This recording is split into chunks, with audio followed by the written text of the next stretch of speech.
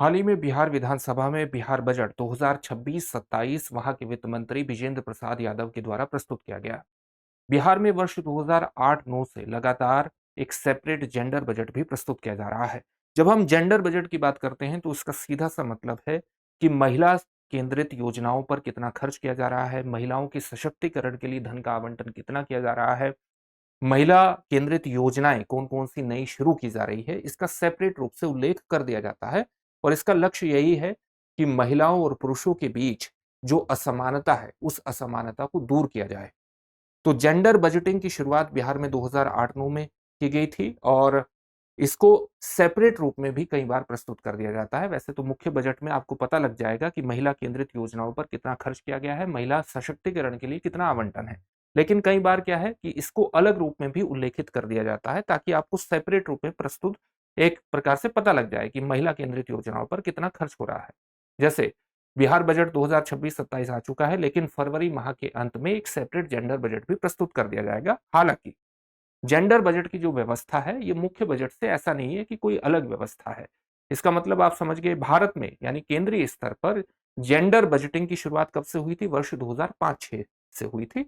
तो आज हम इस वीडियो के माध्यम से जानने की कोशिश करेंगे कि बिहार में जो बजट प्रस्तुत किया गया है 2026-27 के लिए, इसमें जेंडर बजटिंग की क्या व्यवस्था है, यानी महिला केंद्रित योजनाओं पर कितना खर्च करने की व्यवस्था की गई है। तो चलिए वीडियो की शुरुआत करते हैं। इससे हमें ये पता चलता है कि पिछले 5 वर्षों में जो महिलाओं के लिए बजटीय आवंटन बिहार में हुआ है, ये बहुत बड़े स्तर पर हुआ है और इसकी जो टोटल वैल्यू बैठती है, वो लगभग 2.5 लाख करोड़ रुपए की बैठती है। इसका सीधा सा मतलब है कि कुल बजट का लगभग 20% हिस्सा जो है, वो महिला केंद्रित योजनाओं पर खर्च किया गया है या किया जा रहा है बिहार में। इस बात को ध्यान में रखिएगा। और ये रिकॉर्ड स्तर पर कब पहुंचा? ये रिकॉर्ड स्तर पर पहुंचा वर्ष 2023-24 में, जब कुल बजट में जेंडर बजट का जो हिस्सा है वो कितना हो गया? वो लगभग 30% हो गया और ये बढ़कर के हुआ 75,691, यानी महिला केंद्रित योजनाओं पर महिला सशक्तिकरण के लिए इतने खर्च की व्यवस्था कर दी गई। इसी प्रकार से अगर आप 2022-23 में देखें तो जो जेंडर बजट आवंटन था, ये लगभग 18% था कुल बजट का। हालांकि 2025-26 में एक पहले के मुकाबले आप देखेंगे कि 15% का आंकड़ा रहा और वर्तमान में 2026-27 के लिए जो आवंटन किया गया है वो 46,000 करोड़ रुपए का आवंटन है, जो लगभग कुल बजट का 13.25% के आसपास बैठता है। इसके बावजूद बिहार में ये जो आवंटन है, ये बहुत ही सशक्त आवंटन है और बिहार में महिलाओं को बेहतर रोजगार प्रदान करने, शिक्षा प्रदान करने, बेहतर स्वास्थ्य हासिल करने में निश्चित रूप से मदद करेगा। अगर बिहार सरकार की कुछ महत्वपूर्ण महिला केंद्रित योजनाओं, स्कीमों या पहलों के बारे में बात करें तो इससे आपको पता चलेगा कि बिहार में महिला सशक्तिकरण की एक बेहतर पृष्ठभूमि का निर्माण हो चुका है और यही कारण है कि कहीं ना कहीं बिहार का जो पूरा परिदृश्य है उसमें एक अलग कॉन्स्टिट्युएंसी, जो कि महिला केंद्रित कॉन्स्टिट्युएंसी है, जो कि जाति तटस्थ कॉन्स्टिट्युएंसी है, उसका भी निर्माण हो गया है।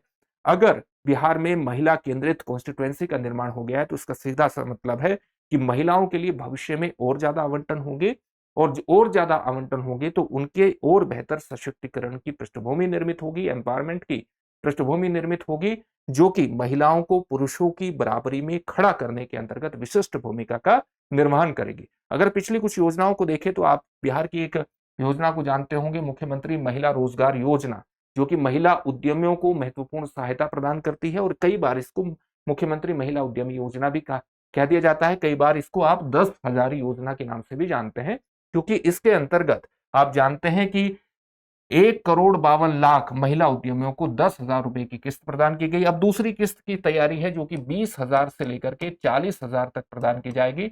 डिपेंड करता है कि महिला उद्यमियों का प्रपोजल क्या है।